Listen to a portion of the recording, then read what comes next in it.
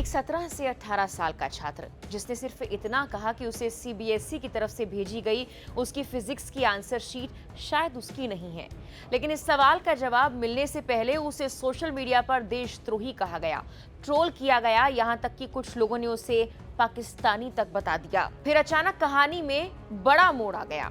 जिस छात्र के दावे को कई लोग झूठा, बहाना या सिस्टम को बदनाम करने की कोशिश बता रहे थे, उसी छात्र को बाद में सीबीएसई की तरफ से माफी मिली। बोर्ड ने माना कि उसके मामले की जांच की गई और उसके रिजल्ट को अपडेट करने की प्रक्रिया शुरू की जा रही है। लेकिन सवाल सिर्फ एक छात्र की आंसर शीट का नहीं था, क्योंकि जब ये मामला सामने आया तो इसके कुछ ही वक्त बाद एक और छात्रा ने लगभग वैसा ही आरोप लगा दिया और यहीं से शुरू हुआ सीबीएसई के नए ऑन स्क्रीन मार्किंग सिस्टम यानी ओएसएम को लेकर एक बड़ा विवाद। पूरी कहानी शुरू हुई सीबीएसई के 12वीं बोर्ड परीक्षा परिणाम घोषित होने के बाद। रिजल्ट जारी हुआ और इस बार बोर्ड ने छात्रों को एक नई सुविधा दी।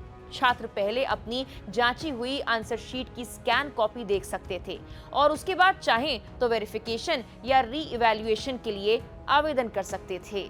सीबीएसई का कहना था कि ये कदम पारदर्शिता बढ़ाने के लिए उठाया गया है, लेकिन शुरुआत से ही कई छात्रों ने शिकायतें करना शुरू कर दी। किसी को पोर्टल में तकनीकी दिक्कतें आई, किसी को भुगतान में परेशानी हुई, कई छात्रों ने धुंधली स्कैन कॉपियां मिलने की बात भी कही। लेकिन असली विवाद तब शुरू हुआ जब दिल्ली के छात्र वेदांत श्रीवास्तव ने सोशल मीडिया पर एक पोस्ट शेयर किया। वेदांत ने दावा किया कि सीबीएसई द्वारा उसे भेजी गई फिजिक्स की आंसर शीट उसकी नहीं थी। उसके अनुसार उस कॉपी में लिखी हुई हैंडराइटिंग, उत्तर लिखने का तरीका, शब्दों का इस्तेमाल और पूरा लेखन पैटर्न उसके अपने लेखन से बिल्कुल ही अलग था।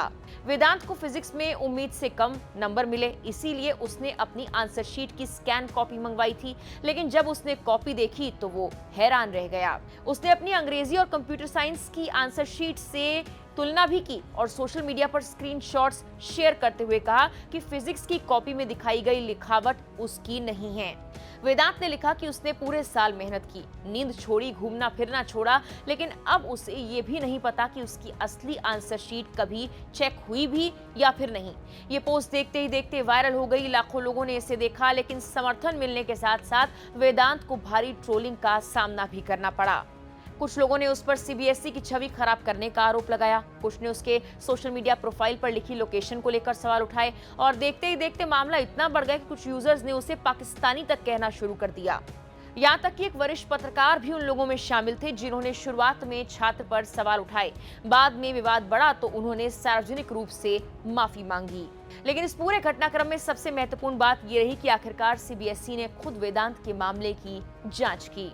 बोर्ड की तरफ से कथित तौर पर छात्र को बताया गया कि मामले की समीक्षा की गई है और उसके रिजल्ट में आवश्यक संशोधन किए जा रहे हैं। सोशल मीडिया पर ऐसे स्क्रीनशॉट भी सामने आए जिनमें सीबीएसई द्वारा अंक अपडेट करने की बात कही गई थी। यहीं से एक नया सवाल पैदा हुआ। अगर वेदांत को वास्तव में गलत आंसर शीट दिखाई गई तो फिर उसकी असली आंसर शीट आखिर कहाँ थी? और इससे भी बड़ा सवाल, वो आंसर शीट आखिर किस छात्र की थी जो वेदांत के खाते में दिखाई गई? इस बीच एक और छात्रा संजना भी सामने आई।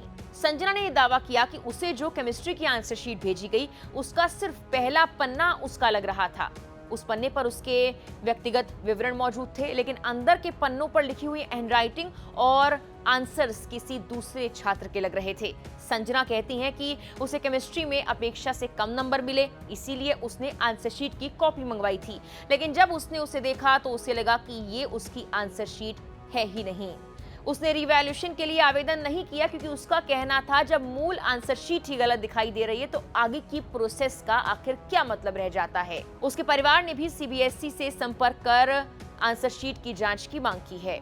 हालांकि वेदांत के मामले की तरह संजना के मामले में अभी तक कोई सार्वजनिक पुष्टि सामने नहीं आई, लेकिन दो अलग-अलग छात्रों द्वारा लगाए गए लगभग समान आरोपों ने कई सवाल खड़े कर दिए हैं। और यही वो बिंदु है जहां ये मामला सिर्फ दो छात्रों तक सीमित नहीं रह जाता, क्योंकि असली सवाल ये है कि वेदांत या संजना सही है या गलत। असली सवाल ये है कि अगर एक छात्र को किसी दूसरे की आंसर शीट दिखाई गई तो वो दूसरा छात्र आखिर कौन था? अगर वेदांत की कॉपी गलत थी तो उसकी असली फिजिक्स की आंसर शीट किसी और के रिकॉर्ड में भी हो सकती है। अगर संजना का दावा सही है तो उसकी केमिस्ट्री की कॉपी का आखिर क्या हुआ, और अगर आंसर शीट्स की स्कैनिंग, टैगिंग, अपलोडिंग या मैपिंग के दौरान कहीं गड़बड़ी हुई तो क्या ये गारंटी दी जा सकती है कि बाकी सभी छात्रों की फिजिक्स, केमिस्ट्री की कॉपियां सही तरीके से जोड़ी गई थी? यही वजह है कि ये विवाद सिर्फ एक रिजल्ट सुधारने या कुछ अतिरिक्त अंक मिलने का मामला नहीं रह गया है। ये भारत की सबसे बड़ी स्कूली परीक्षा प्रणाली में छात्रों के भरोसे का सवाल बन चुका है। बोर्ड परीक्षा सिर्फ एक परीक्षा नहीं होती। कई छात्रों के लिए यही अंक कॉलेज में प्रवेश तय करते हैं, करियर की दिशा तय करते हैं और कई बार भविष्य के अवसरों को भी प्रभावित करते हैं।